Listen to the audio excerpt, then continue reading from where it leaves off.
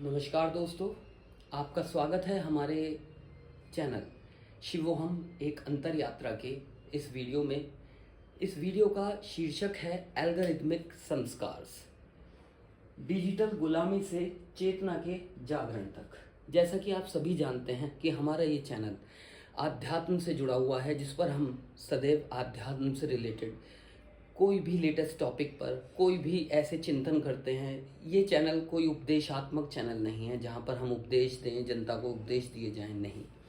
ये चैनल एक करंट समस्याओं पर, जो आजकल समस्याएं चल रही हैं समाज में, और सबसे ज़रूरी हमारी यूथ जिन समस्याओं से दो चार हो रहा है। मैं स्वयं से एक कंप्यूटर साइंस पोस्ट ग्रेजुएट हूँ। उसके अलावा मैंने इंडस्ट्री में काफ़ी साल जॉब भी किया हुआ है। तो कंप्यूटर साइंस से जुड़े हुए होने के कारण और साथ साथ आध्यात्म के रास्ते का एक साधक होने के कारण मैं इस विषय पे जो भी अपने विचार रखता हूँ उनको यहाँ आप सभी लोगों के साथ साझा करने का प्रयास करूँगा। मुझे पूरी उम्मीद है कि आपको मेरे विचार समझ में आएंगे। आप इस वीडियो को लाइक सब्सक्राइब जरूर करेंगे और इस चैनल को सब्सक्राइब करने के बाद वीडियो को आगे शेयर जरूर करेंगे। तो चलिए आगे चलते हैं एल्गोरिथमिक संस्कारास पर। सबसे पहले हम बात जो शुरू करते हैं, हम स्टार्ट करते हैं एल्गोरिदम से। जैसा कि हम सभी जानते हैं आज के समय में एल्गोरिदम्स जो हैं वो एक बहुत बड़ा रोल प्ले कर रहे हैं। अब ये एल्गोरिदम एल्गोरिदम एल्गोरिदम जो मैं करे जा रहा हूँ, बेसिकली एल्गोरिदम है क्या?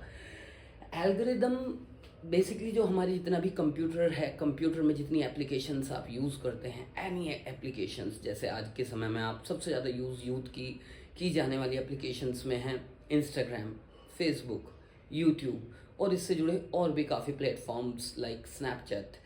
ये सभी प्लेटफॉर्म्स जो हैं ये अपने आप में क्या हैं? ये एक एप्लीकेशंस हैं। डेवलपर्स ने प्रोग्रामिंग से, कोडिंग से इन एप्लीकेशन को डेवलप किया है। उसके बाद इनमें जितनी भी रील्स हम यूज़ करते हैं वो रील्स जो रन होती हैं वो एल्गोरिदम के बेस पे होती है। किसी भी प्रोग्राम का बेस होता है एक एल्गोरिदम, यानी कि प्रोग्राम लिखे जाने से पहले उसका एक बेस जो तैयार किया जाता है उसको हम एल्गोरिदम बोलते हैं। यानी कि एक पेपर पे हैंड से एक प्रोग्राम का एक एल्गोरिदम स्क्रैच से तैयार करना। अभी हम बात उस एल्गोरिदम प्रोग्रामिंग की नहीं कर रहे हैं, बल्कि हमारी जो बात का मुख्य फोकस है वो है एल्गोरिदम।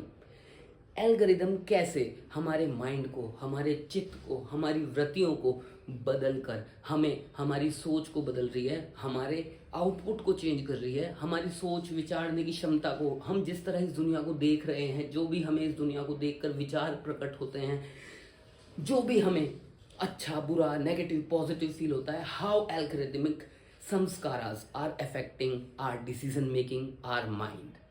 सो एक बार मैं फिर आपसे एक चीज़ पूछना चाहूँगा, क्या आपको लगता है कि आप स्वतंत्र हैं? सोचिए एक बार। अभी 15 अगस्त गया है, 1947। 15 अगस्त को हम लोग आज़ाद हुए थे। क्या सच में हम आज़ाद हुए थे? मैं किसी नेता वगैरह की बात बिल्कुल नहीं कर रहा हूँ। When I am talking about independence, I am discussing about you individually. Are you liberal? क्या आप आज़ाद हैं? सोचिए, यहाँ सोचिए, क्या आप जो भी डिसीजन लेते हैं वो आपके अपने हैं? क्या आप किसी भी एक पर्टिकुलर ऑब्जेक्ट को जब अपनी आंखों के सामने देखते हैं, उस ऑब्जेक्ट को देखने के बाद जो भी मन में विचार प्रकट होते हैं, क्या वो आपके अपने हैं? आपको रोज़मर्रा की ज़िंदगी में बहुत सी चीज़ें बहुत अच्छी लगती हैं, कुछ चीज़ें बहुत बुरी लगती हैं, कुछ आप न्यूट्रल होते हैं, नो रिस्पॉन्स एट ऑल। ये सब जो आपको अच्छा लगना, बुरा लगना, न्यूट्रल है, कभी थोड़ी देर खाली बैठकर सोचकर विचार करके आपके मन में ऐसा कभी भी माइंड में आया कि ये जो विचार हैं ये आपके पास आपके अपने हैं या समय के साथ प्लांटेड हैं विद लाइक पैटर्न्स? ये आपके पैटर्न्स बन चुके हैं। ये समय के साथ, कंडीशनिंग के साथ कैसे आपका पालन पोषण हुआ, किस माहौल में हुआ, आपके माता पिता क्या सोचते थे, उनके रिएक्शंस क्या थे पर्टिकुलर सिचुएशंस पे, पर्टिकुलर किसी भी बात पर उनके रिएक्शंस क्या होते थे, आपके समाज के रिएक्शंस क्या होते थे, आप स्कूल जाते थे, आपके फ्रेंड्स के रिएक्शंस क्या होते थे, आपके टीचर्स के रिएक्शंस क्या होते थे, आपके मोहल्ले पड़ोस के लोगों के रिएक्शंस क्या रहते हैं किसी भी एक पर्टिकुलर सिचुएशन पे, किसी भी एक पर्टिकुलर चीज़ पे। जी हाँ दोस्तों, यही एक छोटा बच्चे की बात करता हूँ मैं। एक छोटा बच्चा होता है, वो जब दुनिया में आता है, वो दुनिया देखनी शुरू करता है, उसे चारों तरफ अपने एक पूरा ब्रह्मांड, पूरा संसार दिखाई देता है। और उसी संसार के बीच में, सेंटर में उसे दिखाई देते हैं अपने घर के वो लोग जिनको वो सुबह से लेकर शाम तक ऑब्जर्व कर रहा होता है। वो बोल कुछ नहीं सकता, उसकी अभी प्रतिक्रियाएं गौण हैं, नल हैं, अभी उसकी प्रतिक्रियाएं निकल कर नहीं आई हैं, अभी वो ऑब्जर्वर है। और यही सबसे पवित्र भाव कहा गया है किसी भी इंसान के जीवन का, जब वो एक ऑब्जर्वर होता है, रादर अ रिवर्टर। रिवर्ट नहीं करके वो ऑब्जर्व कर रहा होता है एवरीथिंग अराउंड हिम। कैसे उसकी मम्मी सुबह में उठने के बाद हर अपने आसपास के ऑब्जेक्ट के प्रति एक कृतज्ञ भाव रखती हैं, कैसे उसकी मम्मी अपने आसपास के ऑब्जेक्ट्स की, अपने आसपास की सिचुएशंस, व्यक्तियों के लिए, लोगों के लिए, सब चीज़ों के लिए कृतज्ञ भाव रखना, डिसरेस्पेक्ट रखना, कुछ भी, एनीथिंग, खुश होना, दुखी होना, किसी चीज़ को देखकर बुरा लगना, किसी को देखकर गुस्सा आना, क्या क्या प्रतिक्रियाएं मम्मी की हैं, क्या क्या प्रतिक्रियाएं पापा की हैं, क्या क्या दादी की हैं, क्या क्या बुआ की हैं, क्या क्या चाचा की हैं, क्या क्या इस परिवार के सभी लोगों की प्रतिक्रियाएं वो बच्चा स्टोर कर रहा है, आप स्टोर कर रहे हैं। ध्यान रहे ये प्रतिक्रियाएं आपकी नहीं, आप लर्न कर रहे हैं कि कब किस चीज़ पर। सपोज करो, आपको मैं एक छोटा सा एग्जाम्पल देता हूँ। यहाँ एक गरम तवा रखा हुआ है, मैं आपसे बात करते हुए इधर हाथ प्लेस करूँ और मेरा हाथ गरम तवे पे जाते ही ऐसे होगा, तुरंत झटका लगेगा, सिग्नल मेरे ब्रेन को जाएगा, मेरा ब्रेन कहेगा हाथ हटाओ, और within a fraction of second, millisecond, मैं अपना उधर से हाथ हटाऊंगा। ये है प्रतिक्रिया, राइट। क्रिया, मेरा हाथ जला, प्रतिक्रिया, मैंने झटके से हाथ खींचा। अब इस प्रतिक्रिया में ये एक नेचुरल या कहें न्यूट्रल प्रतिक्रिया है। इस प्रतिक्रिया में थोड़ा सा फ्लेवर डालते हैं, अलग अलग तरह का, 2 अलग तरह के फ्लेवर डाल के देखेंगे। पहला फ्लेवर हम डालते हैं इसमें नेगेटिव। मैंने इधर हाथ रखा, ओह शिट, कौन है यार ये, कौन यहाँ पे ऐसे सामान रख देता है, किसी को दिमाग नहीं है, यहाँ पे सामान रख देते हैं। फर्स्ट थिंग नेगेटिव प्रतिक्रिया। अब इसके बाद नेक्स्ट प्रतिक्रिया पे आते हैं पॉजिटिव। मैंने इधर हाथ पड़ा, मेरा यहाँ पे रखा हुआ है, चलो इसको यहाँ से हटा दूँ, इसको यहाँ से हटाकर अलग रख देता हूँ, कभी किसी और का हाथ लग जाए, चलो कोई नहीं, ठीक है। एक पॉजिटिव प्रतिक्रिया। अब एक छोटा बच्चा वो दोनों तरह की प्रतिक्रियाओं को देख रहा है।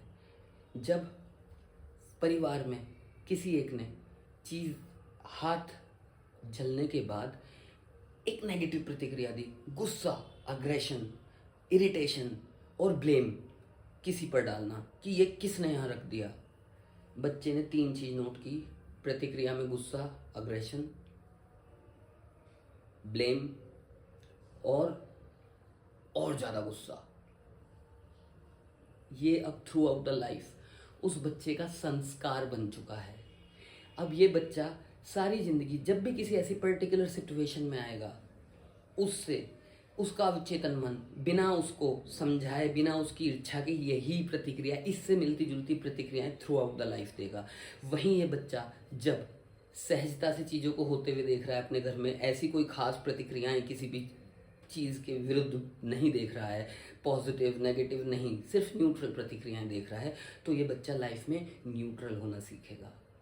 अपनी प्रतिक्रिया अपने अंदर रख के पहले चीज़ों को जज करेगा, समझेगा, फिर प्रतिक्रिया रखेगा। यही मैं आपको समझाना चाहता हूँ एल्गोरिथमिक संस्कार में, कि वो ये हमारा एग्जाम्पल जो था ये एक रूटीन लाइफ का था, कि कैसे बच्चे अपने आसपास की दुनिया से चीज़ों को सीख के कंडीशनड होते हैं, कैसे ग्रो करके उन चीज़ों के साथ बड़े होकर इस समाज में आते हैं और उन्हीं संस्कार को इन समाज को वापस दे रहे होते हैं। अब हम घूम कर आ जाते हैं अपने एल्गोरिथमिक संस्कारास पर। तो दोस्तों, इसमें हमारा अध्याय 1 भ्रम और डिजिटल वास्तविकता, यानी कि आज के समय में हमारे आसपास डिजिटली जो भी कुछ अवेलेबल है वो वास्तविकता है या डिजिटली क्रिएट किया हुआ एक इल्यूजन, एक भ्रम है। भ्रम बनाम वास्तविकता। क्या आपकी पसंद सचमुच आपकी स्वतंत्र इच्छा, फ्री विल है? जी हाँ दोस्तों, ये बहुत, जो मैंने अभी आपसे पूछा था थोड़ी देर पहले कि कोई भी, क्या आपकी पसंद सचमुच आपकी स्वतंत्र इच्छा, फ्री विल है? सेकंड, औसत स्क्रीन टाइम 6 से 7 घंटे प्रतिदिन है।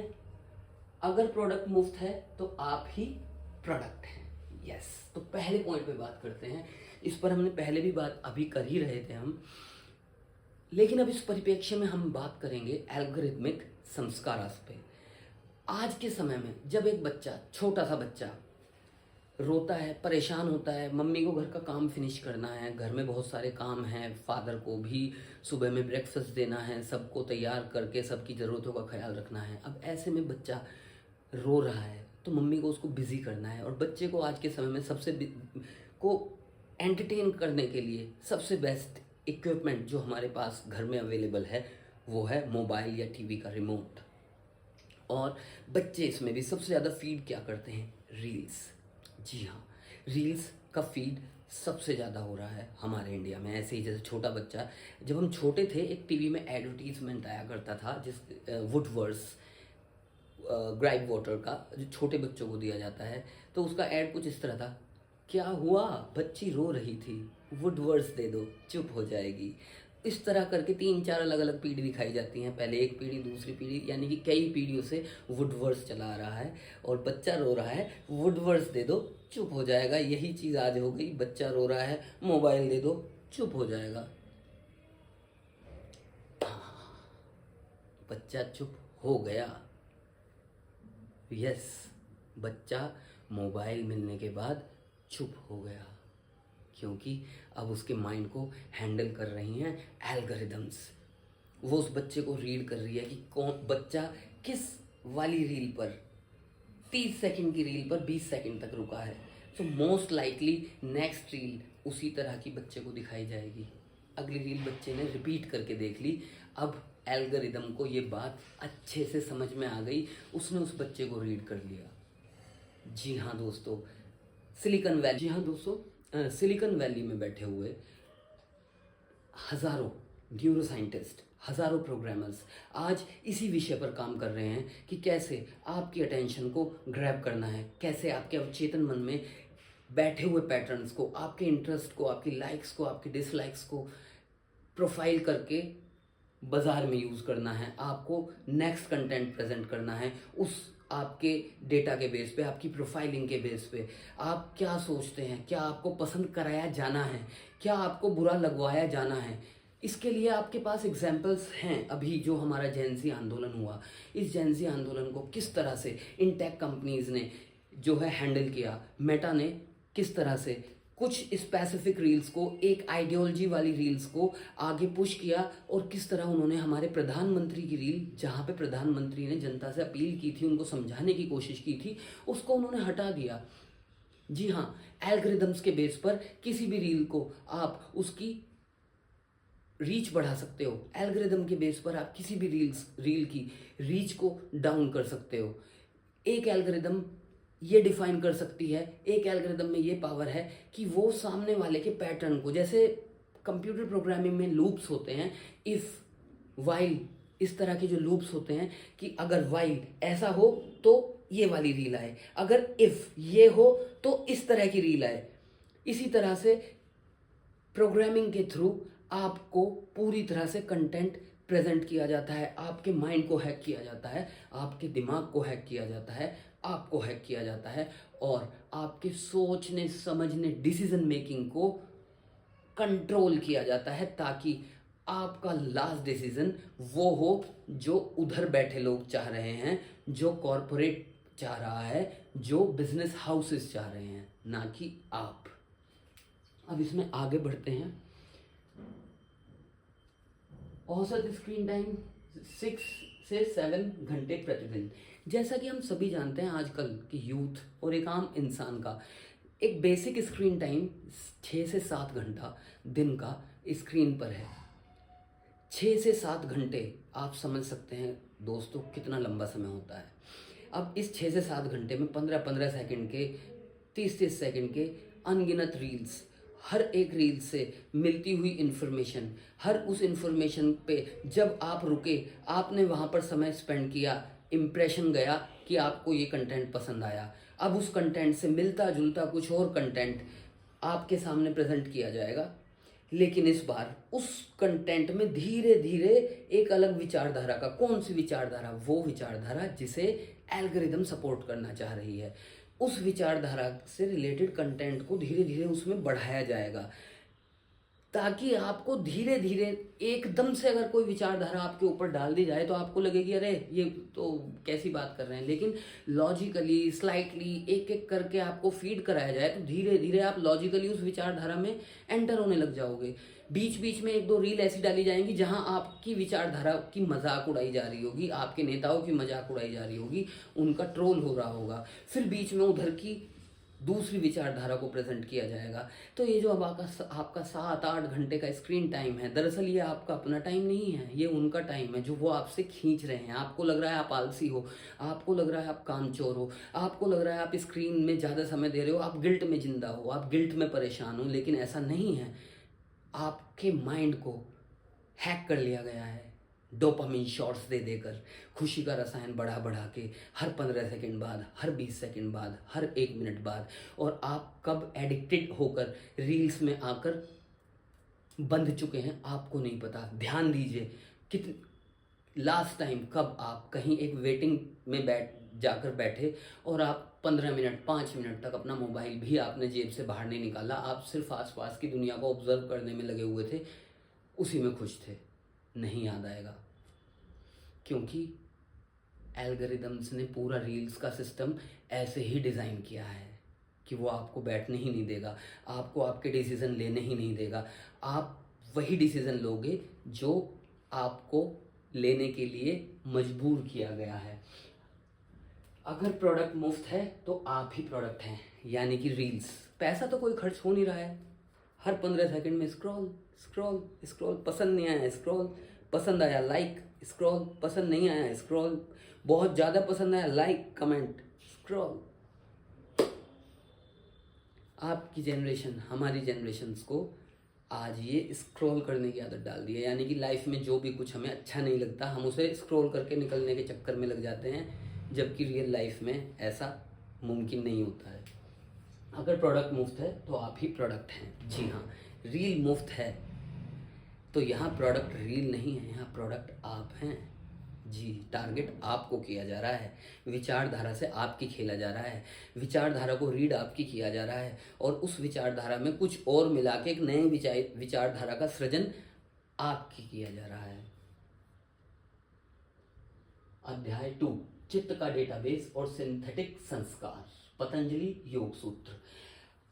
अब एल्गोरिदमिक संस्कार को समझाने के लिए मैंने इनको पतंजलि योग सूत्र के साथ रखा है, जहां पतंजलि योग सूत्र बात करता है इंद्रिय इनपुट की। इंद्रिय इनपुट क्या चीज़ है? इंद्रियां यानी कि हमारी जिह्वा, हमारे कान, हमारे नेत्र, हमारी नाक, ये सभी इंद्रियां हैं जहां से हम डेटा कलेक्ट करने का काम करते हैं, स्मेल करते हैं, टेस्ट करते हैं, सुनते हैं, देखते हैं।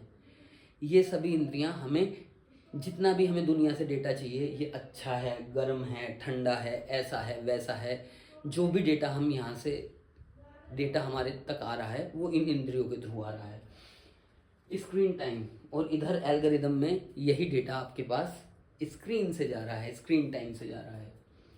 चित्त वृत्ति, यानी कि जब आपकी इंद्रियां इनपुट लेकर आती हैं आपके माइंड में, आपके मस्तिष्क में, तो वह डेटा कहाँ जाता है? आपके चित्त में, और चित्त से बनती है आपकी वृत्ति, यानी कि आपका अटेंशन और हुक रेट, यानी आप जहाँ रुकेंगे, अटेंशन पे करेंगे जहाँ।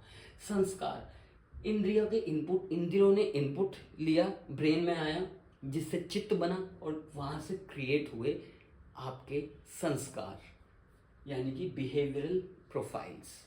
यही पैटर्न है इस दुनिया में, किसी को भी कुछ सिखाने का, कुछ बताने का, जिसके थ्रू हम इस अपने आसपास के समाज को देख रहे हैं, समझ रहे हैं, इसे ऑब्जर्व कर रहे हैं और उससे लर्न करके आगे बढ़ रहे हैं। हमारी आंखें रेगुलर देखती हैं, कान लगातार कुछ ना कुछ सुनते हैं, हम कभी भी कहीं से आते जाते हैं, तरह तरह की स्मेल्स, अच्छी बुरी, हमें इंफॉर्मेशन प्रोवाइड करा रही होती है। अब ये डेटा जाकर हमारे चित्त पर अंकित हो जाता है, और ये अंकित होने के बाद हमारे जो एक्शन हैं अब वो इस डेटा के बेस पे होते हैं कि यहाँ से गंदी स्मेल आती है, इस रास्ते से नहीं जाएंगे। अरे यार, मैं इधर से कल गया था, इधर का रास्ता टूटा हुआ है, मैंने देखा है, मैंने सुना था कि इधर की तरफ से जाएंगे तो जाम मिलेगा, यानी डेटा आपके पास सुना हुआ, देखा हुआ या स्मेल किया हुआ है और उसके बेस पर आप डिसीजंस ले रहे हैं। ऐसे ही एल्गोरिदम्स आपके डिसीजंस को प्रभावित करते हैं। कैसे? आप एक रील देखते हैं, आप सपोज़ करो रात के 12:30 बजे हुए हैं, आपको नींद नहीं आ रही है, आपने सोचा चलो कुछ रील देखते हैं, हो सकता है नींद आ जाए। आपने मोबाइल निकाला, रील स्क्रॉल करना शुरू करा और तीसरी चौथी रील पर आपका अटेंशन तीसरी चौथी रील ने रोक लिया। आपने उसे पसंद किया, आगे बढ़े।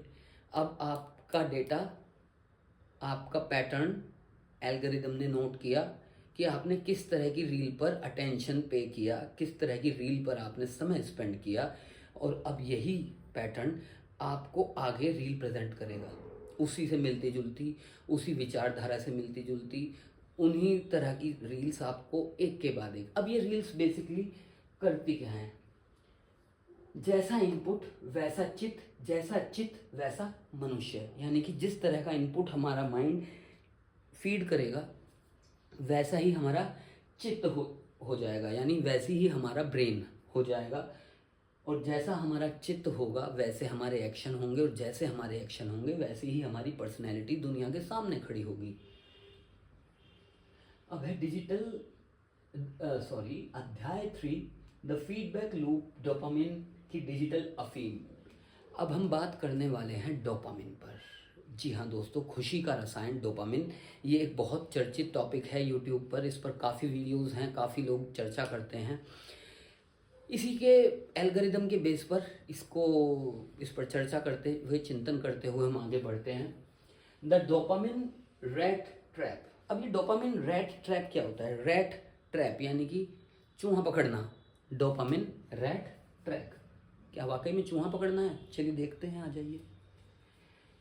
कमजोरी, असुरक्षा, यानी कि सपोज करो कोई एक इंसान है, वो जिस वक्त अपने मन में बहुत कमज़ोर, असुरक्षित फील कर रहा है। कब?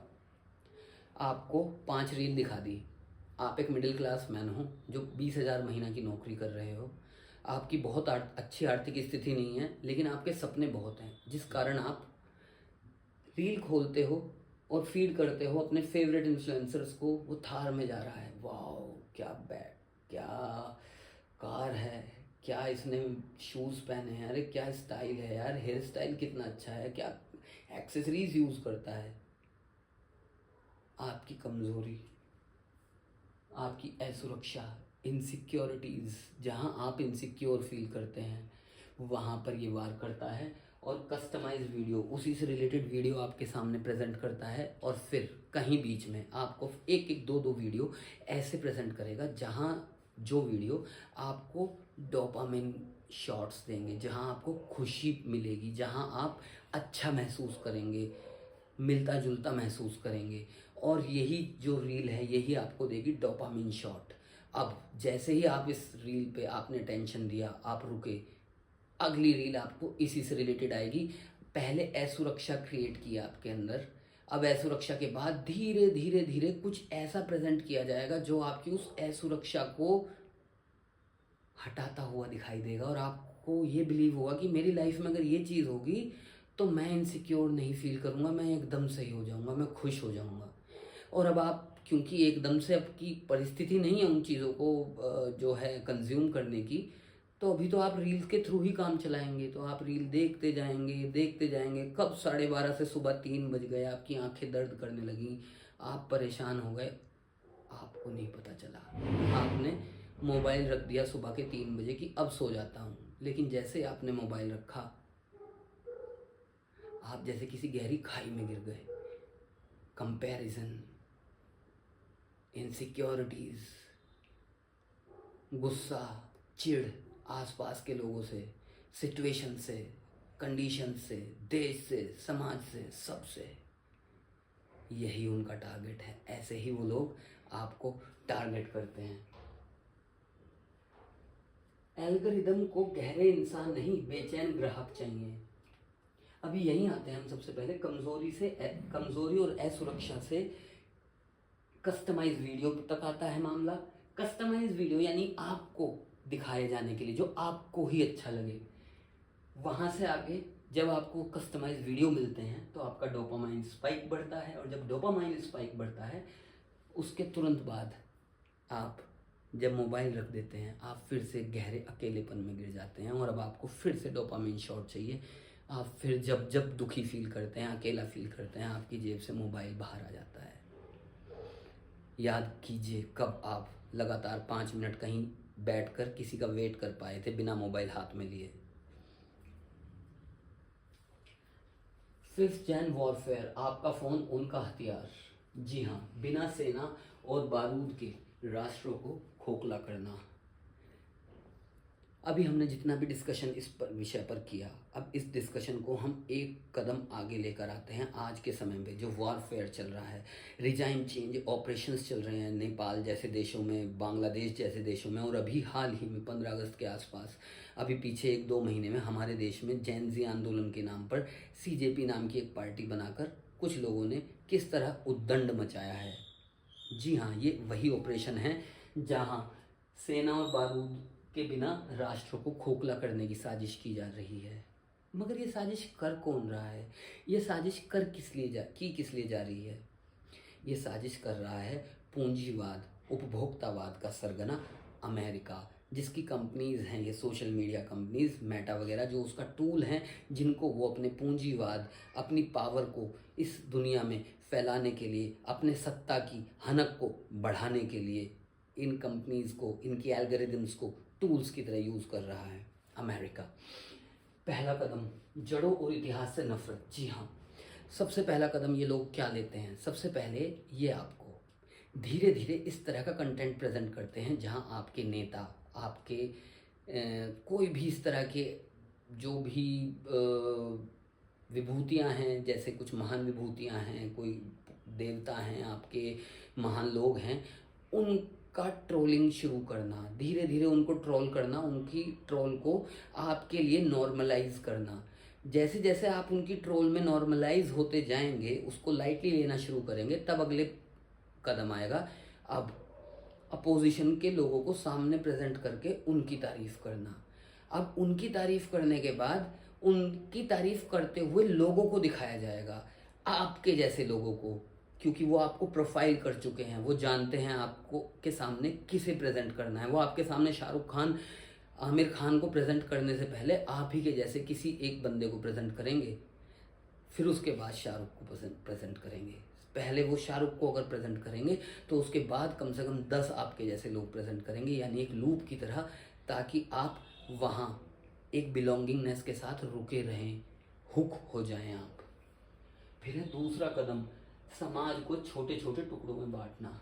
अभी जैसे मैंने इससे पहले वाले पॉइंट पर आते हैं, जड़ों और इतिहास से नफरत। इस तरह धीरे धीरे आपको आपके कल्चर से नफरत करनी सिखाई जाएगी, उससे रिलेटेड वीडियोस में मजाक उड़ाई जाएगी, आपकी कल्चर को मजाक में खींचा जाएगा, तरह तरह की उसमें जोकिंग होगी। उसके बाद जड़ों से जब आपको नफरत करनी सिखा दी जाती है, तब होता है समाज को छोटे छोटे टुकड़ों में बांटना। जब एक व्यक्ति अपने राष्ट्र की जड़ों से कट जाएगा तो बहुत आसान है, जड़ों से कटे हुए किसी भी वृक्ष को आराम से कहीं पर भी उठाकर फेंका जा सकता है। इसी तरह कोई व्यक्ति जो अपनी जड़ों से कट चुका हो, अपने इतिहास से नफरत करना सीख चुका हो, उस व्यक्ति को फिर ख़त्म करना, यानी कि गुलाम बना लेना बहुत आसान है। जिस वक्त आपने अपनी जड़ों और इतिहास से नफरत करी, उसी वक्त आप उनके हथेली में उनके गुलाम बनकर खड़े हो चुके हैं।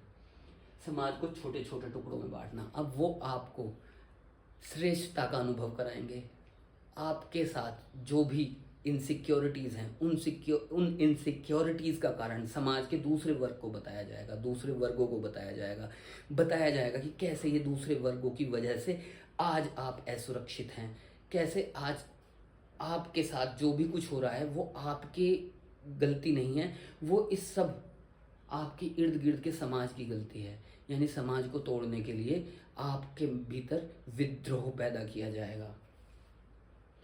फिर इसके बाद तीसरा कदम, हाइपर एंग्जाइटी और आंतरिक अराजकता।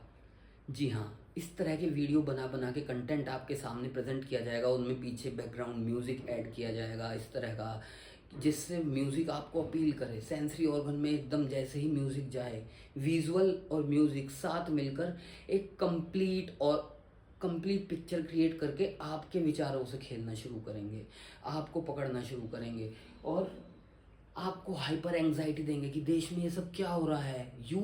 यूथ का आंदोलन, यूथ परेशान है, जॉब नहीं मिल रही, आप उनकी बात सुनेंगे, आप खुद यूथ हैं, आपको यह खुद से जुड़ा हुआ मुद्दा लगेगा, आप खुद परेशान हैं जीवन में, आपको लगेगा कि हाँ मेरी भी परेशानी का कारण वहीं कहीं, आपको हाइपर एंजाइटी दी जाएगी।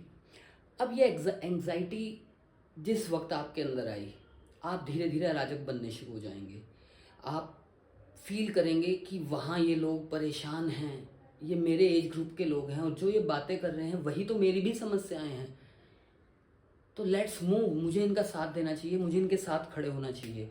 और आपको एंग्जाइटी ने पुश किया और आप अराजक बनकर जाकर वहाँ खड़े हो गए और आपने भी नारे लगाने के लिए तख्तियाँ हाथ में ले ली, शोर मचाने लगे। आप किस वक्त आप एक भीड़ के बीच में आकर कैसा बिहेव करेंगे वो फिर आपका बिहेव नहीं रहेगा। जब व्यक्ति भीड़ में होता है तो वो स्वयं में नहीं होता है, वो उसका व्यवहार अराजक अपने आप हो जाता है। चेतना का फायरवॉल, साक्षी भाव। तो दोस्तों आपने देखा और समझा इस बात को कि किस तरह एल्गोरिदम्स के थ्रू आपको एक हथियार बनाकर, एंग्जाइटी देकर, आपको अराजक कर कर आपको अपने ही देश के खिलाफ या आपको अपने ही समाज के खिलाफ या आपको आपके ही खिलाफ किया जा सकता है। इसी चीज़ को आगे समझते हैं। तो आखिर अगर हमारे विचार को ये सब टूल्स, ये मीडिया इस तरह से यूज़ कर रहा है तो हमारे पास इसका इलाज क्या है? इसका इलाज दोस्तों है आध्यात्म में। आध्यात्म में इसका इलाज है दृष्टा भाव, साक्षी भाव। जी हाँ, चेतना का फायरवॉल यानी कि आपकी कॉन्शियसनेस का फायरवॉल जो आपके अंदर इस कचरे को आने से रोकेगा वो है एक दृष्टा भाव, साक्षी भाव। साक्षी भाव, दृष्टा भाव क्या है, इस विषय पर चर्चा करते हैं। जैसा कि हम सभी जानते हैं कि एक सुबह से लेकर एक रात तक के अंतराल में जब हम जागे होते हैं, इवन हम सोए हुए भी होते हैं, हमारा माइंड लगातार विचारों में घूमता है। लगातार नित नए विचार हमारे मस्तिष्क में क्रिएट होते हैं। हम खाली बैठे हैं तो सोच रहे होते हैं, हम कुछ कर रहे होते हैं तो उसको करते वक्त एनालिसिस और 70 तरह की चीज़ें माइंड में हमारे रन हो रही होती हैं एक साथ। अब ये जो विचारों का प्रवाह है, विचारों को देखो, इस प्रवाह को देखो, विचार मत बनो। यानी कि हमारे अंदर जितने भी विचार आते हैं ये हमारे अपने विचार नहीं हैं। जैसा कि हमने शुरू से डिस्कस किया कि कैसे एक बच्चा, छोटा बच्चा जब कंडीशनड होता है अपने घर में, उसके पैटर्न्स क्रिएट होते हैं, अपने मम्मी पापा सभी को देखता है, रिलेटिव्स को देखता है, फैमिली को देखता है, पर्टिकुलर सिचुएशंस पे, पर्टिकुलर चीज़ों पर रिएक्ट करते हुए, पर्टिकुलर ऑब्जेक्ट्स को लेकर वो कैसे डील कर रहे हैं, रिएक्ट कर रहे हैं, उनके रिएक्शंस को रीड करता है और समय के साथ अपने रिएक्शंस उसके वही होते जाते हैं जो फैमिली के रिएक्शंस होते हैं। उसी तरह जब हम धीरे धीरे बड़े होकर आगे एल्गोरिदम्स के थ्रू इन रील्स वगैरह की दुनिया में आते हैं तो वहाँ पर भी यही रूल काम कर रहा होता है हम पर। जो हमें दिखाया जा रहा है, प्रेजेंट किया जा रहा है, वही विचार बनकर चित्त में चल रहा है और वही हमारे एक्शन के थ्रू हमारी पर्सनैलिटी क्रिएट कर रहा है। जब हम एक फायरवॉल अपने विचारों के अंदर आगे खड़ा कर दें जिसका नाम साक्षी भाव है, तो यही चीज़ हमारे भीतर कुछ और करने लगती है। अब ये साक्षी भाव क्या है? साक्षी भाव है साक्षात देखना, दृष्टा यानी देखने वाला, करने वाला नहीं, करता नहीं बनना है हमें। हमें विचारों को सिर्फ देखना है, उन विचारों को एग्जीक्यूट कर कर करता नहीं बनना है। कब तक देखना है? हमें इनको देखना है, एनालाइज करना है। अच्छा ये विचार पैदा हुआ मेरे मन में इस वीडियो को देख के, अच्छा ये विचार पैदा हुआ, मुझे इस वक्त देश के ऊपर गुस्सा आ रहा है, मगर मुझे देश पर गुस्सा क्यों आ रहा है? हाँ मैंने अभी वीडियो देखा, मैंने वीडियो में क्या देखा, काफ़ी नौजवान गुस्सा थे, धरना प्रदर्शन जंतर मंतर पर कर रहे थे, पुलिस उनको परेशान कर रही है, हमारे लोग, मेरी एज ग्रुप के लोग परेशान हैं, ये लोग सही मुद्दे रख रहे हैं मगर इनके साथ ट्रीटमेंट कितना गलत किया जा रहा है। और ये एंग्जाइटी आपको अराजक बनने में मजबूर करेगी, यानी कि आप खुद वहाँ जाकर शामिल होने में एक अपनी ड्यूटी महसूस करेंगे कि वहाँ जाकर शामिल होना आपकी अपनी ड्यूटी है। और जिस वक्त आपकी एंग्जाइटी ने आपको पुश किया अराजक बनने के लिए, जाकर धरने में, प्रदर्शन में शामिल होने के लिए, उस वक्त आप अपने डिसीज़न पे नहीं, एल्गोरिदम के संस्कार पे डिसीज़न ले रहे हैं। आपका वो कदम आपका अपना नहीं, एल्गोरिदम के द्वारा एक पैदा की गई एंग्जाइटी है, एक डुप्लीकेट एटमॉस्फेयर, एक कंप्लीटली सिस्टम क्रिएट कर दिया रील्स के थ्रू, आपके माइंड में प्लांट कर दिया कि देश में सब कुछ गलत हो रहा है, आपकी एज ग्रुप के साथ, यूथ के साथ, देश के भविष्य के साथ गलत किया जा रहा है, और आप भी डिसीजन लेकर उस आग में कूदने पर मजबूर हो गए। तो दोस्तों, इस तरह से आपको, हमको ये एल्गोरिदम्स शिकार करती हैं, हम लोगों को टारगेट करती हैं, हमारी डिसीजन मेकिंग को कंट्रोल करते हैं। दे वांट कि हम सिर्फ उनके उपभोक्ता बने रहें, कोई बुद्धिजीवी बनकर एनालिसिस करने वाले व्यक्ति कभी ना बने। तो हम इसके आउटकम की बात कर रहे थे। आउटकम नहीं कहना चाहिए, मुझे इसको कहना चाहिए कि इसका इलाज क्या है। आइए दोस्तों, आध्यात्म में इसका जो इलाज वर्णित है सबसे सही, उस पर विषय पर बात करते हैं, यानी चेतना का फायरवॉल, साक्षी भाव। साक्षी भाव यानी कि साक्षी होना, यानी देखने वाला होना। आपको करने वाला नहीं बनना है, कर्ता नहीं बनना है। यू हैव टू बी साक्षी, अ विजनरी, जिसको देखना है सिर्फ। आपके अंदर सुबह से लेकर रात तक, रात को भी सोते वक्त भी अनेकों अनेक विचार पैदा होते हैं। अब ये विचार, जैसा कि हम पहले बात कर चुके हैं, या तो ये कंडीशनिंग से, पैटर्न से आपके अंदर आए हैं। जब आप पैदा हुए, जिस घर में, जिस परिवार में आप पले बढ़े और आगे बढ़े, वहाँ पर जो भी सोच आपको मिली वो प्लांट हुई आपके माइंड में। उसके बाद नेक्स्ट स्टेप, इसी तरह से जब आप बड़े होकर एक मोबाइल की स्क्रीन पर एंगेज हो जाते हैं, अपना अटेंशन पे किसी एक विशेष तरह के मटेरियल पर करने लगते हैं, किसी भी तरह कहीं पर भी अपनी स्क्रॉलिंग को रोक कर अटेंशन ज़्यादा पे करने लगते हैं, वही चीज़ धीरे धीरे आपको प्रेजेंट की जाने लगती है, आपके बात सामने बार बार घुमाकर उसी तरह की चीज़ों को लाकर आपके विचारों को पुख्ता किया जाता है। आपके विचारों को पुख्ता करने के बाद आप उन विचारों पर एक्शन लेते हैं, और जैसे ही आप उन पर एक्शन लेते हैं, आपके एक्शंस फिर वो आपके अपने नहीं, प्रोग्राम्ड एक्शन होते हैं। जी हाँ दोस्तों, साक्षी भाव, दृष्टा भाव हमें सिखाता है सिर्फ देखना विचारों को। जितने भी विचार आपके भीतर पैदा हो रहे हैं, जितने भी विचार सुबह से लेके शाम तक, शाम से लेके फिर सुबह तक आपके मस्तिष्क में ट्रेवल करते हैं, आते हैं, जाते हैं, एक विचार आता है, फिर नया बनता है, फिर तीसरा बनता है, आपको उन्हें सिर्फ देखना है। आपको विचार नहीं बनना, विचार को देखो, विचार मत बनो। इनको सिर्फ देखते रहो। इनको जितना आप देखेंगे, जितना आप इनको रीड करेंगे, एनालाइज करेंगे कि ये विचार मेरे माइंड में आया, मैं थोड़ी देर पहले ऐसा क्या कर रहा था कि यही विचार मेरे माइंड में आया, ऐसा मैंने क्या सोचा, ऐसा मेरे आसपास क्या हुआ कि ये विचार मेरा है। इसी तरह एनालिसिस करते करते आपको डीप डाउन वहाँ तक जाना होगा जहाँ उस विचार का बीज आपके अंदर अंकुरित हुआ होगा, चाहे वो फैमिली के थ्रू हुआ हो, दोस्तों के थ्रू हुआ हो, या रील्स के थ्रू हुआ हो। जब तक आप इन विचारों को अपना मान कर देखेंगे, तब तक आप इन विचारों पर एक्शन लेने को मजबूर होंगे और आप इनमें उलझेंगे। लेकिन जब तक आप इन विचारों को सिर्फ एक टेलीकास्ट मानेंगे आपके आसपास के एनवायरनमेंट का, जैसे एक रेडियो पे, एक टीवी पे जो भी टेलीकास्ट होता है, वो उस टीवी का अपना नहीं है, वो एक स्टेशन